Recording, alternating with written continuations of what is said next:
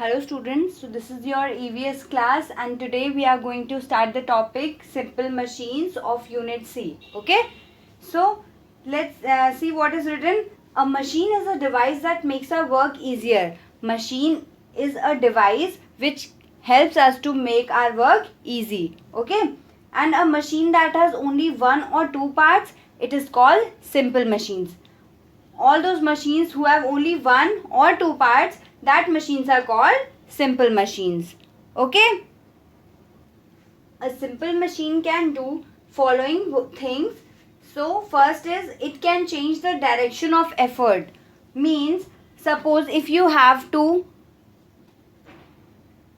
take your bicycle up the stairs, okay, you need to take your bicycle up the stairs. So what you can do is you can use inclined planes to take the cycle upstairs. It will make your work easy. Okay, now the second thing is you can it can multiply human efforts, which means in smaller efforts you can do larger works or more heavy works. Okay, the next thing is it can increase the speed. The means suppose you have to do the work in 1 hour, okay, so it can be done in half an hour only. Okay, any work done with simple machines can reduce the hours of the work. Okay, so 1 hour work you can do in an half an hour. Okay, is it clear? Yes. Now let's see some of the examples of simple machines. Simple machines are those which have only one or two parts. So first example can be of lemon. Okay, so one lemon you can squeeze it with your hand. It is easy. But if you have to squeeze many lemons, so what you will do is you will use lemon squeezer. So the squeezing can be done very easily and very fast. Okay, and it will make the work easier than to squeeze it with your hand. The next thing is suppose you have to unscrew a board or anything, so you can screw it by your hand also. But if you use the snapper, it will help you to work easily and get the work done fast. So let's see types of simple machines. There are 6 types of simple machines. The first is lever, the second is pulley, the third is wheel and axle, fourth is inclined plane, fifth is screw, and the last is wedge. Okay, so we'll study one by one in detail. Okay, so first one is lever. So what is lever? A lever is a rigid rod arranged in such a manner that it can move freely around a fixed point. Okay, means it is like this, somewhat like this lever, and it is fixed at one point, so that when you push this down, the object or the things gets up. Okay, the object and the things get up. So this is the lever. Okay, and it has it consists of 3 parts. First one is fulcrum. Okay, this is the fixed point around which the rod moves. This is the fixed point from which this rod moves down and the object is lifted up. Okay, the second thing is load. It is the object on which the work is to be performed. Means here the object is loaded and this is called the load where the work is to be performed. And the next thing is effort. It is the force that needs to be applied on the rod to perform a task. Means this is the thing on which the effort needs to be put. Okay, on this when you will put effort, it will come down and the object is lifted upside. Is it clear? Okay, now the next is pulley. Okay, so it is a pulley is a wheel over which a rope or a belt is passed. As the wheel rotates, the rope moves along with the object attached to the rope. Okay, so it is somewhat similar to a well. Okay, in a village when we take out the water from the well, so what is done is this is the round like structure on which the rope or the belt is done. So whenever we do this belt down, so the it comes up, the object comes up, and when we do the rope down, the object goes down. Okay, so it is somewhat similar to taking out the water from the well.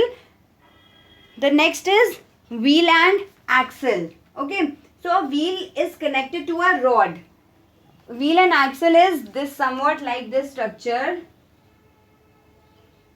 Okay, so two wheels are connected to a rod through which the work is done. So whenever we move this axle, this rod is called axle. Okay, so when we move this, these wheels automatically moves with the axle. Okay, when the axle is turned, the wheel also moves.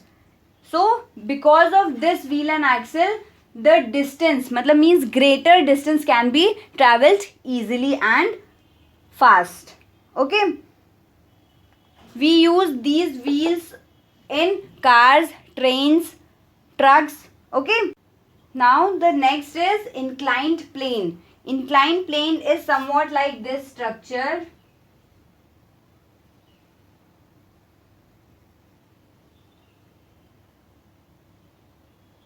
Okay, somewhat like this structure. So this is the slanting structure through which the heavy objects are lifted and put on the trucks or wherever place it wants to be kept. So inclined planes is a slanting surface that connects a lower level to a higher level. See, the lower level is connected to a higher level. Okay, so from here any object can be put and it can be moved to upper side. Is it clear?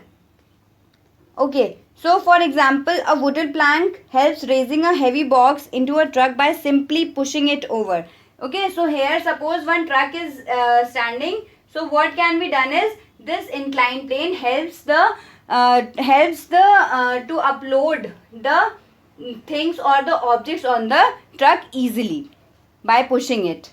Okay, now the next thing is screw. A screw is an inclined plane wrapped around a cylinder and used to hold things together. For example, jars, bottle caps, nuts, bolts, etc. Okay, so what is screw is?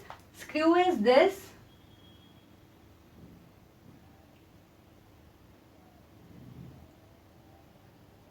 Okay, so screw, what does screw do? It holds things with them. Suppose in bottle caps, when we remove the cap, we can see it is attached to some screws or somewhat like this. Okay, so these screw hold things together. Now the next or the last is wedge. When two inclined planes are kept together, suppose like this.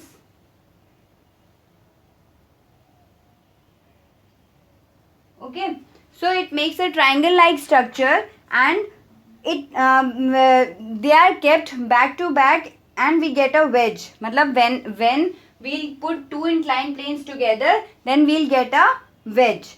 It is shaped like this and it can be helpful for the example of wedge can be the knives, nails, door stoppers, the door stoppers in our doors. Okay. Okay, so based on the three parts, liver can be classified into three parts. First, let's see the three parts on the basis of which the livers are classified. The first is fulcrum, second is load, and the third is efforts. Okay, so liver, now classification of livers can be done in three parts. This is the first class liver, second class liver, and the third class liver. Okay, so first class liver is those livers in which the fulcrum is between the load and the efforts. In this diagram, see, fulcrum is between the load and efforts. Okay, so efforts are being put here, the load is here, and the fulcrum is in between. Is it clear? Okay, now the second class liver is that in which the load is located between the fulcrum and the efforts. See, in this diagram, the load is in between and this is the fulcrum and this is the effort. And the third class lever is when the effort is located between the load and the fulcrum.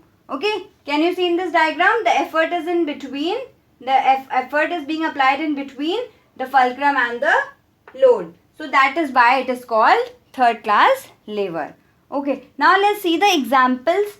The first class lever example can be a pair of scissors, a seesaw. Okay, seesaw is a swing on which one side one person can sit and the other side other person can sit, and we can swing it. Okay, now in the example of second class lever can be a bottle opener or a nut cracker. Okay, bottle opener is those on which when we put the effort on the bottle opener, the bottle gets opened. Okay, now the example of the third class of lever can be a stapler, a pair of tongs and a fishing rod. Okay, so in stapler, when we staple like this, so what we do is we put effort, okay, then it gets stapled. So that's all for today, students. If you have any queries, you can contact me to clear your doubts. Till then, read the pages. Take care. Bye-bye.